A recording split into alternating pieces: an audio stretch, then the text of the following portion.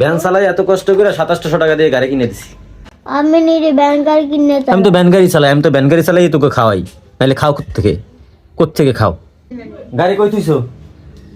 আপনি জানেন এই যে চাকা কই একটা তুমি জলে দাও না ফ্যানের ওখানে। কই এই দেখছেন এত সুন্দর গাড়ি 2700 টাকায় গাড়ি কিনে দিছি। দেখেন রিমোট কন্ট্রোল গাড়ি, দেখলে তাকাই থাকতে মন চায়। হ্যাঁ গাড়ি লক্কর বানাই লাইছে কয়েকদিনে, শেষ গাড়ি এটা ভেঙে গেছে। রিমোট চলে, গাড়িও চলে, কিন্তু সামনে চাক্কা দুইটা নাই, শেষ। এই যে কল কাবজা ছুটিয়ে লাইছি, ওই যে দেখছেন কিছু বোঝে না, হন ফিটার খায় কি, কিছু বোঝো না? হ্যাঁ বুঝি না। কিছু বোঝো না? বুঝবি কেমনে? টাকা তো তোর দেওয়া লাগে না, টাকা তো আমার দেওয়া লাগে।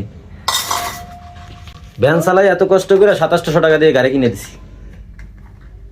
ঠিক আছে, এই গাড়ি নিয়ে গেলে দেন এখন পর্যন্ত রিমোটের কিছু হয় না, রিমোট কিন্তু চলে।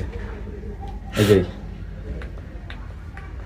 দেখছেন রিমোট চলে, চাইরে দুমরে চলে, সব দিকে চলে, সব ঠিক আছে, খালি গাড়ি ভেঙে লাইছি। এত সুন্দর গাড়িটা দেখতে কি সুন্দর, দেখছেন?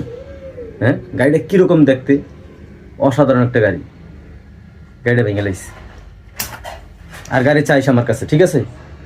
আমি নিজে ভ্যান গাড়ি কিনে নেব। কিসে? আমি নিজে ভ্যান গাড়ি কিনে নেব। ভ্যান গাড়ি কিনে চালাবি?